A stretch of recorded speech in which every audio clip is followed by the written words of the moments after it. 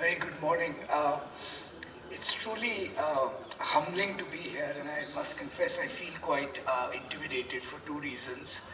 One, the presence of all these really extraordinary students. And I want to begin by congratulating all of you for your wonderful accomplishments, and it is you that give CEPT the deserved reputation it has of being one of the finest institutions and most innovative institutions in India.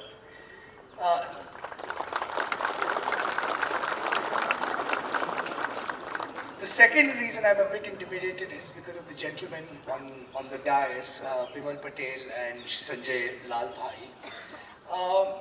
As a political scientist, I study institutions, and we also study sort of political economy. And the two things we've all come to realize is academic institutions tend to be the institutions that are the hardest to change. Their DNA is institutionally more conservative than almost any other institution in society, which is the flip side of why they last 1,000 years as well, right? Somebody once said famously that if you have a worthwhile life, you might contribute 55, 60 years, people will forget you. If you build a great company, maybe 150 years. Can you think of any 18th century company that still has a big name? But if you build a great academic institution, 500 years, 1,000 years, that's your ticket to eternity. And I think what CEPT is trying to do under its current leadership, with, in a sense, the participation of faculty and students, is really, I think, setting the institution onto that path. And frankly, India needs a lot more of that. So thank you very much for that. Now, I don't want to inflict a lecture on you. I think you've been patient for a number of years and itching to get out of this institution, right? So I'll just offer a couple of brief thoughts, and I must begin by saying that I must confess I never attended any of my own convocation ceremonies. There was a touch of embarrassment. There's that old joke, do I want to be a member of a club that would have me as a member? And that residual sense, this institution actually graduated somebody like me? Must be something wrong somewhere, right? And that sense of embarrassment was actually real, which is why an occasion like this is even more humbling. But more seriously, I think as Shri Sanjay Lalbhai just said, this is perhaps the most exciting and challenging time to be graduating from any institution in India in the last 60 years. It's exciting because there is a sense of possibility, which is unprecedented. I mean, India has been talking about development for a long time. It's been talking about poverty alleviation for a long time. It's been talking about social transformation for a long time. But the changes of the last 7 to 10 years, right, and the changes that are bubbling up from below, as it were, right, are so profound and far-reaching that I think it's fair to say that it's the first time, I think, in modern India's history, where we can truly say that if we don't make it this time, we have nobody else to blame but ourselves. Right? Whether it's the possibility of economic growth, certainly 8 to 10% for a sustained 15 to 20 year period is easily within our grasp, actually. In fact, that's the lowest hanging fruit, probably the easiest thing we could do, which could then enable a whole range of other things. Right? But the other thing that makes this time very exciting and, I dare say, challenging is that we are about to enter an era for which there is no previous template to guide us. Right? And one of the things I think we have to be aware of when we graduate from institutions like this, we think we have been armed with knowledge, we think we've been armed with tools that will help us navigate this very complicated world. Right? But I can say with all honesty, that the real excitement that you're going to face is that you will enter a world where you will have to innovate and improvise at every step. What you have learned, you may have to equally unlearn, right? Just think of two or three of the kind of the big changes. I mean, if you think about every aspect of your existence, in each of those aspects, we are at the moment or at the cusp of a profound change. Economics, right? Yes, high growth rates are within India's grasp, right? Yes, a new kind of future in manufacturing and services is within India's grasp. But there is this very large question that is hanging over the Indian economy, right? Which is the question of job creation. Globally, everywhere, the employment elasticity of capital is falling, which means to say it takes more capital to create fewer and fewer jobs, right? It's a very, very different economic universe. Demography, right? Everybody talks about India's demographic dividend, but India is also an aging population at the other end of the term, with profound implications for social structures, family structures, healthcare systems, right? Climate change. We are entering into an era where all the assumptions we actually made about the relationship between environment and economic growth will have to be rethought, right? There was a kind of complacent assumption that we had that, in a sense, if we grew fast enough, the environment would take care of itself. There'd be a kind of U-curve of environmental reclamation, right? That, we used to say poverty is the biggest polluter. And to some extent, that's right. But the one thing that the world has learned over the last 25, 30 years from the experience of China is that the environment is actually an irretrievable resource. The costs of fixing it, right, can be not just incredibly high, but we are at a point in humanity's history where it could actually be irretrievable. Think of more intimate and social aspects of your existence, right? The forms in which your personality and yourself are going to be created in this world of invasive technologies, surveillance, fast communication, right? You cannot think of any time in history, perhaps, the Industrial Revolution was probably the only other time, where every single fixed point of your existence is going to come under challenge and going to come under question. And frankly, in academia, we are actually struggling to even come to terms with this. I mean, we often like to tell graduating students, go out and change the world. And these days we joke that, changing the world is easy, understanding it is hard, right? But we literally are that point in the production and creation of our knowledge. So as you go out, you have, in a sense, I think, the unprecedented opportunity of being pioneers, right? You don't have the tyranny of templates. You don't have the tyranny of templates because circumstances will not allow you to get by with imitation. Circumstances will not allow you to simply, as it were, think as we thought in the past, right? Circumstances will not allow you to give, in a sense, the security or to fall back on the security that we actually know everything. The final point I want to sort of make, I think, is just, if you think of this macro context, connected to something in a sense more personal. As professionals, we are all graduates of some university or the other.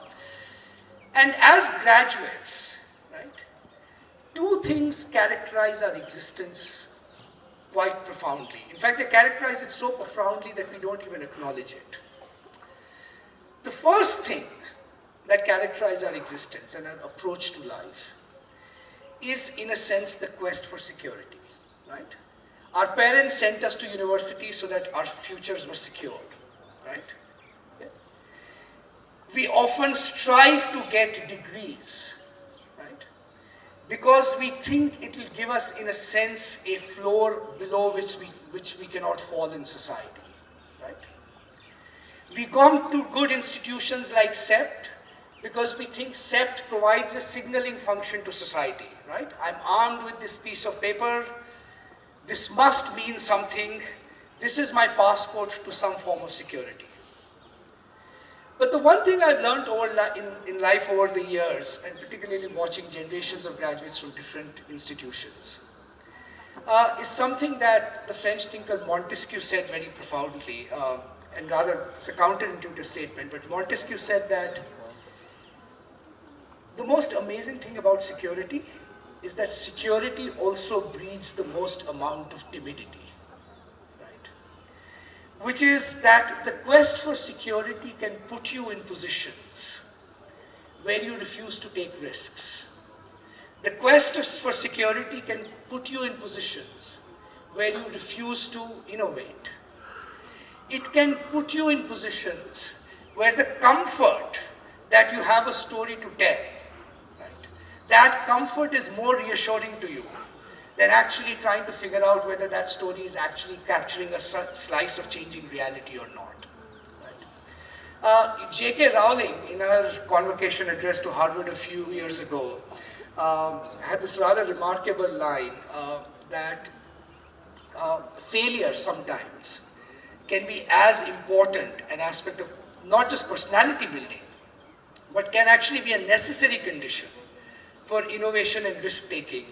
Because as she said, if you have hit rock bottom, it gives you the complete confidence that the only place you can go is up. Right? On the other hand, if you start life at the top, the only thing that worries you is the anxiety of falling. Right? And I must say, over the years, I've seen, I think, far too many creative talents and students succumb to that anxiety in much greater measure than they should. Right?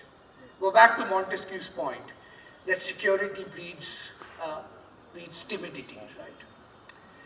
Right?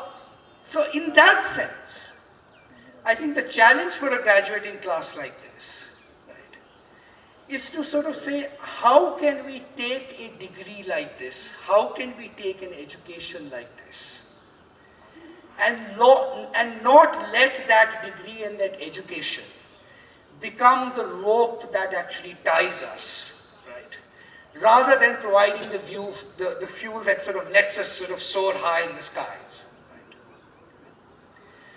It's not as easy to do as you might think, right? Because security is extremely alluring, and you know, for good reason. I mean, it's you know, I mean, I don't want to romanticize the idea that if you don't have security, somehow life will be all great and so forth. But it's also not easy for another reason, and that reason has to do with your social status.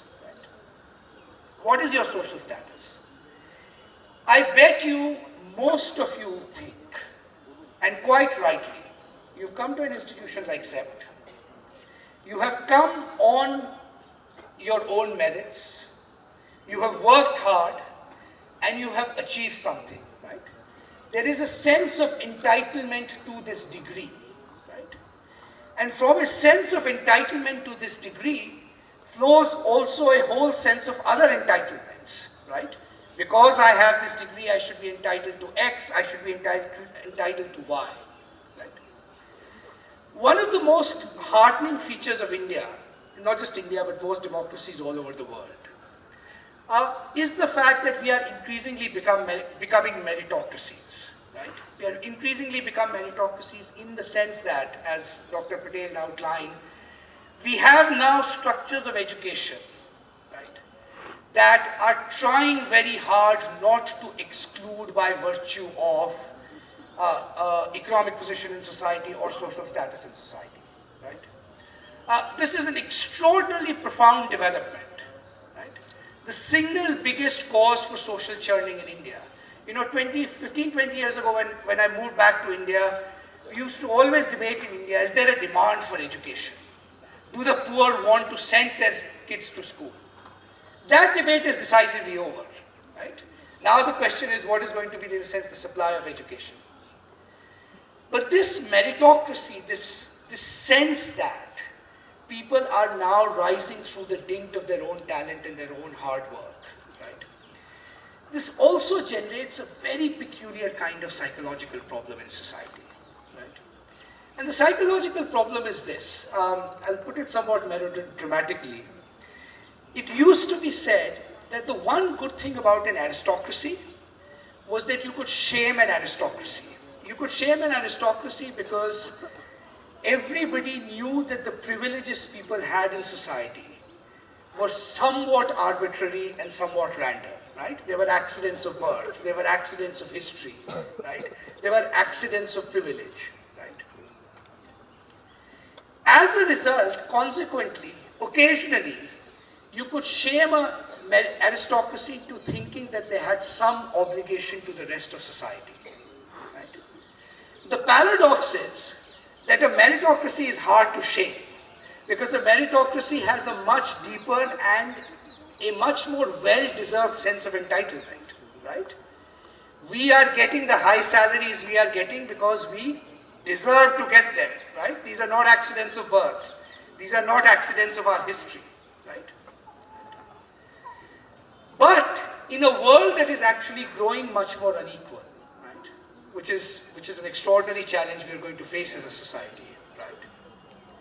There is going to be a kind of inherent tension in our democracy, a tension embodied in graduates like you, right? Where on the one hand, you will be the poster childs of this democracy, right? You are the social mobility we want to celebrate. You are the talent we want to celebrate. You are the talent we want to reward, right? And yet, at the very same time, this democracy will require you to think, right, at some points, that in a sense you have obligations that go beyond your entitlements, right? It will require you to think and pretend and have some sense of humility that, you know, despite the fact that we worked hard for being where we are, right? There are at least 100,000 people who could have equally taken our place. And what stands between them and their success is perhaps more accidents than we actually recognize, right? In short, right, it will require you to sort of think about the place of your own privilege in this democracy and the obligations that privilege imposes in a very sort of new way. And in that context, I think a little bit of self-doubt. Do I really deserve to be a member of this club that I have now the privilege of becoming a member of, right? May stand you in good stead. Right? But truly, I mean, it's inspiring to see you all here. I know there's a lot of lament in India about the decline of education institutions and so forth. I don't buy that lament. Yes, some institutions are struggling, but we have, as we see in front of us, the coolest generation of students that's about to take on the world. Best wishes.